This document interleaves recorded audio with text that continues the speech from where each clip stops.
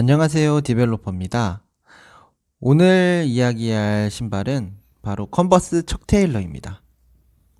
컨버스는 1908년에 미국 매사추세츠에서 컨버스 러버 슈 컴퍼니라는 이름으로 시작을 했어요. 1917년에 엄청 오래됐죠? 논스키즈, 안 미끄러지는 신발이라는 타이틀로 캔버스 소재와 고무창을 이용한 컨버스 올스타 신발을 디자인을 했습니다. 이 컨버스 올스타는 현재 패셔너로 많은 이들이 일상적으로 신는 신발이죠. 하지만 그 당시 유명했었던 신발들이 대부분이 그렇지만 이 컨버스 올스타도 농구화로 이름을 알리기 시작한 신발이었습니다. 1921년에 이제 우리들이 매우 익숙하게 들었던 이름이 등장을 하게 됩니다. 바로 척 테일러.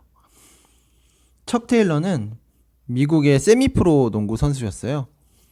그는 세미프로 농구 선수였지만 컨버스의 판매원으로 컨버스에서 일을 시작했습니다. 하지만 척 테일러가 컨버스 올스타 제품의 기여도는 매우 크죠. 그가 남긴 대표적인 흔적이 곳곳에서 발견할 수 있지만 그 중에서 가장 대표적인 흔적이라고 하면은 바로 하이탑 제품에서 볼 수 있는 그 컨버스 올스타 패치입니다. 가장 이 패치를 볼 때마다 저는 항상 의아했었던 점이 있었던 게, 왜 컨버스 올스타 패치가 보통 잘 보이는 바깥쪽이 아니라 안쪽에 붙어 있을까 하는 의문이 있었어요. 항상 볼 때마다 바깥쪽에 패치가 아니라 안쪽에 패치가 붙여져 있거든요. 잘 보시면. 그 이유가 바로 척 테일러의 아이디어로 생성된 패치인데 이건 바로 발목 보호를 위한 패치라고 합니다. 발목 안쪽이 이제 부상이 많이 있었던가 봐요. 사실 저도 농구를 많이 안 해봐서 잘 모르겠습니다. 컨버스는 홍보를 위해서 여러 마케팅을 시행을 했는데요. 척 테일러가 또 요 마케팅에 큰 역할을 했죠. 예, 이제 요 색칠도 시작을 합니다. 제가 오늘 색칠할 신발은 바로 제가 가장 애정하는 색깔이죠. 요 척 테일러 1970 시리즈의 바로 선플라워, 우리 개나리 색깔의 아주 예쁜 노란색 컨버스 신발입니다.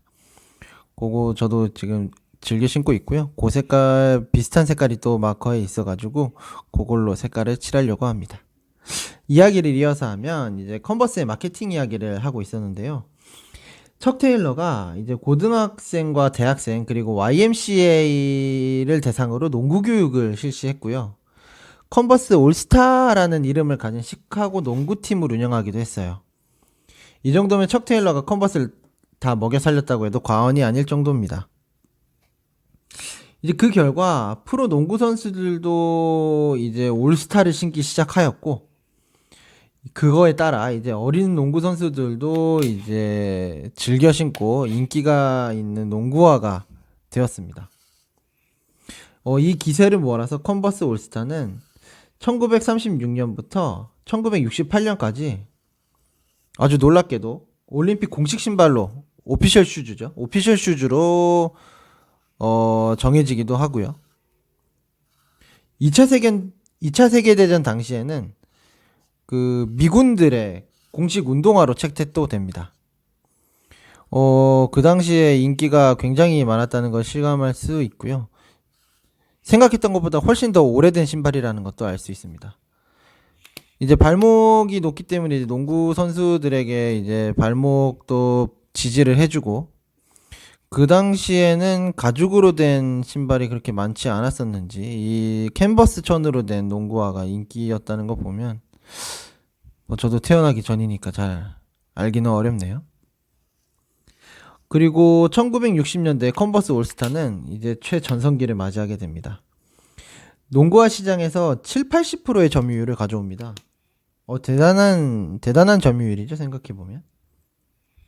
사실 저 정도 규모면은 농구화 하면 이제 컨버스 올스타지 이렇게 아주 자연스럽게 튀어나왔을 수준이죠. 당시 프로 선수와 대학 농구 선수들의 90%가 컨버스 올스타를 신었으니까 말 다 한 겁니다.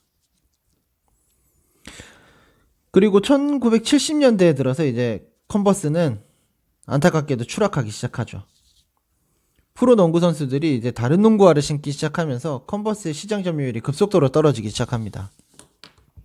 결국 이 위기를 극복하지 못하고 컨버스는 파산하게 됩니다. 한때 농구화의 왕이라는 아성이 순식간에 무너지는 순간인데요. 결국 컨버스는 2003년에 나이키에서 인수를 하게 됩니다. 그래서 현재 나이키 공식 홈페이지에 가보면 이 히스토리를 모르는 사람들은 좀 의아하셨을 수도 있는데 컨버스 페이지가 있어요. 컨버스가 그 홈페이지에 클릭하면 들어갈 수 있게끔 컨버스가 있는데 이게 왜 있을까 생각하실 수도 있지만 지금은 나이키가 모기업이라고 생각하시면 되겠습니다. 지금 이 그림 그리고 있는, 그리고 이제 채색하고 있고, 이제 색실을, 사실은 요게 거의 다예요. 원래 요 아웃솔 부분, 미드솔 부분에 이제 그 연 베이지 색깔을 찾아봤는데 도저히 비슷한 색을 찾지 못해서 그냥 흰색으로 남겨두고 이제 디테일한 디테일 부분들을 지금 그리고 있는데요. 이 컨버스 척 테일러 1970 모델은 예전에 있었던 올스타 모델과는 좀 다르죠. 아시는 분들은 아시겠지만 요거가 기존에 있었던 클래식 모델은 아닙니다. 요 1970 모델은 척 70이라고 하죠. 우리 간단하게 얘기하면 2013년도에 만들어졌어요. 2013년도면 이제 나이키가 인수를 하고 나서 만들어진 건데 이제 그 1970년대 이제 쇠퇴하기 전까지 최전성기 때에 이제 이름을 딴 것 같은데 기존 올스타의 디자인을 그대로 가져오긴 했지만 변화가 좀 있습니다. 차이점을 조금 얘기를 해 드릴게요. 캔버스 소재 자체도 더 두꺼운 캔버스 소재를 사용하고요. 그리고 밑에 이제 고무창이 있는데, 고무 아웃솔이 있는데 더 두꺼운 고무창. 그리고 이제 안에 깔창이라고 하죠. 깔창. 그 깔창이 더 두꺼운 인솔. 그리고 더 작아진 발가락 쪽 고무캡. 고무캡 앞쪽에 하얀색 동그란 부분이 있죠. 저쪽의 고무캡이 기존 올스타에 비해서 좀 작아졌습니다. 근데 작아진 게 훨씬 고급스럽고 더 이뻐요. 그리고 이제 제가 지금 박음질 부분을 그리고 있는데 좀 이따가 그리게 될 건데 그 옆쪽에 추가로 박음질이 더 들어갑니다. 이제 새끼발가락 쪽이죠. 새끼발가락 쪽에 박음질을 더하여 더 단단하게 만들었습니다. 사실 그쪽이 이제 신발이 많이 해지는 부분 중에 하나죠. 그리고 저도 잘 몰랐는데 아직 사실 올스타 제품이 제가 없어서 확인은 안 해봤는데 제가 찾아본 내용에 그런 내용이 있어요. 기존 올스타의 경우에 그 밑에 고무창이 세 덩어리로 있었던 게 있었나 봅니다. 사실 그거는 저도 아직 확인이 돼서 정확히는 잘 모르겠는데, 지금 척 테일러 같은 경우는 하나의 고무창을 사용했다고 하고요. 뭐 차이점에 대해서 뭐 그런 내용이 있었어요. 그리고 이제 발 뒤꿈치 쪽에 이제 패치가 있는데 그게 이제 척 70 마크가 들어가고요. 색깔도 검정색 패치로 마무리를 해줍니다. 좀 키가 작아도 그리고 좀 짧아도 이 컨버스 척 70 파이탄 모델을 포기할 수가 없더라고요. 이게 한번 신어보니까 너무 이뻐가지고 지금 제가 회사 후배 덕분에 입문을 하게 됐고 또 제가 좋아하는 형이 있는데 이제 그 형이 또 이미 컨버스에 이렇게 입문을 해서 아주 많은 색을 보유하고 있는 형이 있었는데 이제 그 형에게 이제 좀 전수를 받아서 벌써 아주 여러 색깔을 갖고 있네요. 요거는 신고 벗긴 좀 불편하긴 한데 너무 만족스러운 그런 신발입니다. 이렇게 척 테일러에 대한 이야기는 이제 여기까지고요. 그림도 이제 완성이 다 됐고 저 디벨로퍼는 또 다른 신발 이야기와 그림으로 다시 만나 뵙겠습니다. 좋아요, 구독 꾹꾹 눌러주시고요. 재밌게 보셨길 바랍니다. 감사합니다.